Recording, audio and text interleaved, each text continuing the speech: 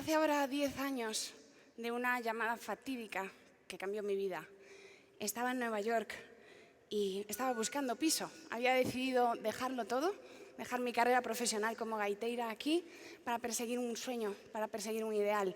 Y el ideal era convertirme en pianista clásica, que era mi formación oficial, y el ideal era hacer un doctorado en piano clásico. Iba por las calles de Manhattan y de repente sonó el teléfono. Llevaba allí apenas una semana buscando piso. Y al teléfono estaba mi hermana, que está hoy aquí. Y ella dijo: Cristina, papá está en la UCI, está inconsciente. Y de repente mi mundo se dio la vuelta. De repente, justo en el momento que había decidido hacer borrón y cuenta nueva, persiguiendo el sueño de mi vida y dejando una vida fácil como gaiteira para emprender una vida un pelín más difícil, de repente en ese momento todo cambió.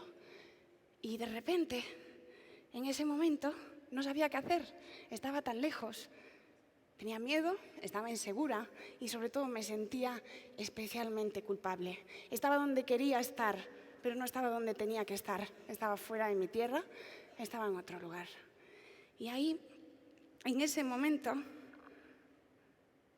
mientras estaba tomando la decisión y con apenas 2 semanas en Nueva York, mi padre, sin avisar, se murió y se fue.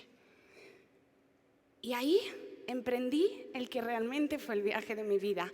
Volví a Galicia, intenté recomponerme, intenté empezar de cero y sobre todo repensar qué es lo que quería hacer. Ahí sí que quería estar cerca de los míos, así que volví a teñir mi pelo de verde, volví a coger la gaita y volví a hacer festivales, romerías y todo lo que se suponía que una gaiteira a finales de los 90 tenía que estar haciendo. Tenía además la intuición o la superstición, como buena gallega, de que si tomaba la decisión de volver a marcharme a Nueva York, en el momento que aterrizase sería mi madre la que se pondría mala y la que se iría. Y fue precisamente ella, como buena gallega y como buena gallega fuerte, como buena viuda mujer gallega fuerte, la que me cogió del brazo con mucha fuerza y me dijo: Cristina, tú no tenías un sueño, tu padre ya no va a volver.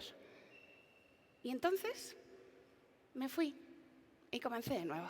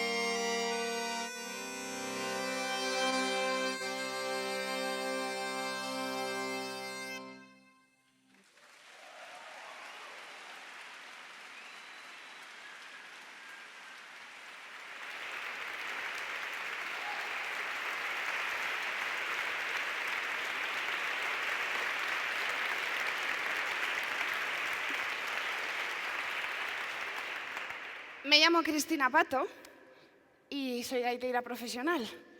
Y aunque tenga un doctorado en piano y dé clases en la universidad y emprenda eventos culturales en mi tierra, por lo único que se me conoce es por ser gaitera, por ser gallega y por ser mujer.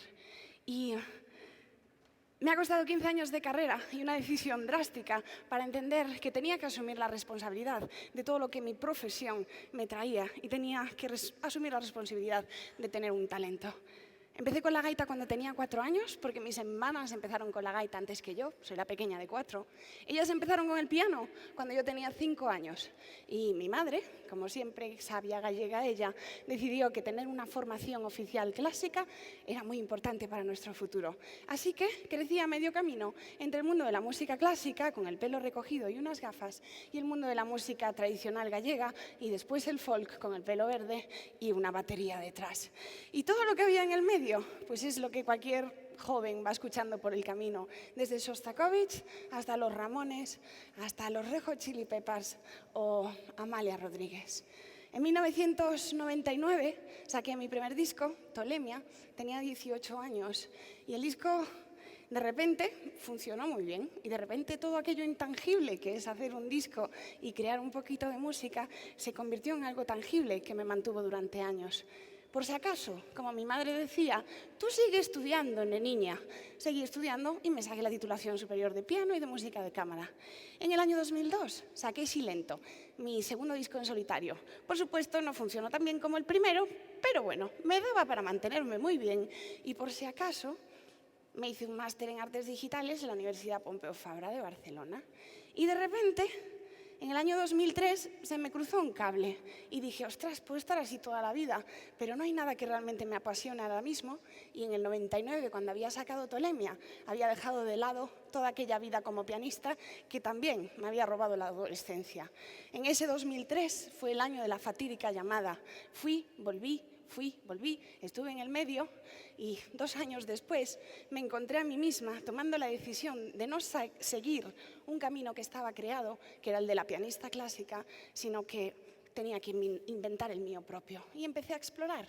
Y allí, en Nueva York, a través de encuentros fortuitos muchas veces o casualidades de la vida, apareció una figura que me cambió mi visión del mundo de la música clásica y del mundo de la música tradicional.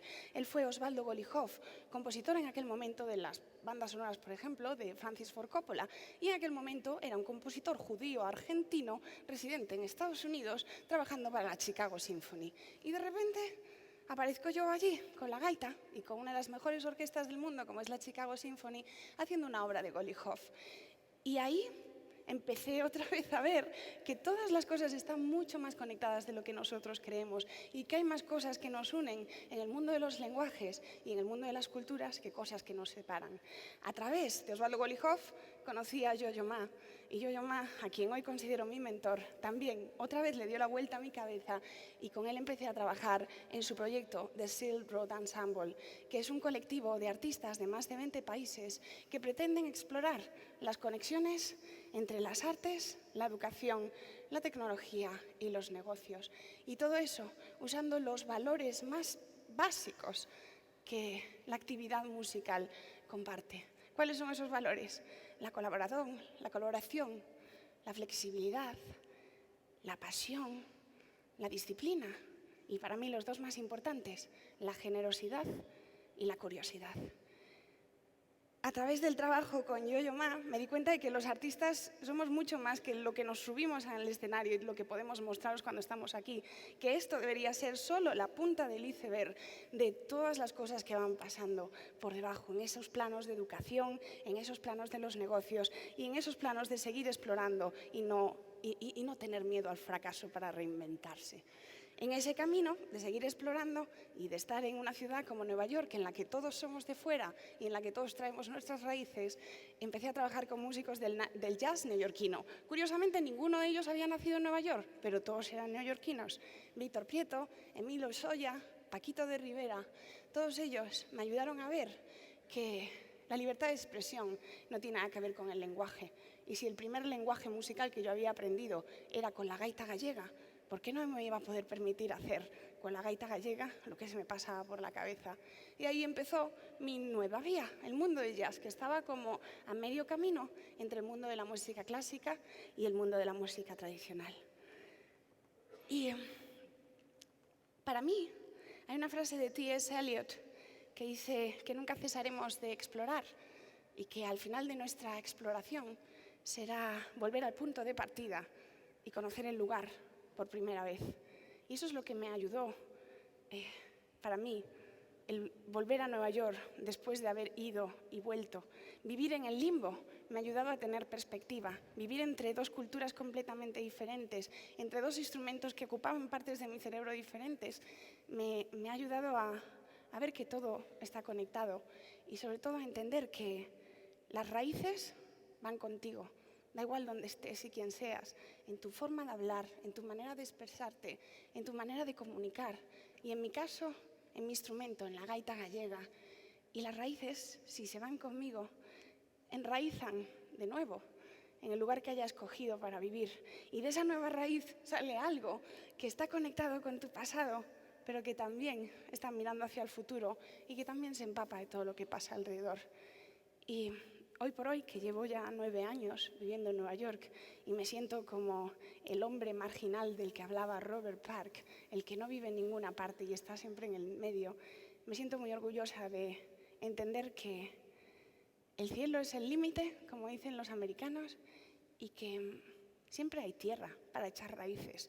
Y si no es aquí, es fuera, y si no es en casa de mi madre, es en el Village de Nueva York, pero los límites los ponemos nosotros.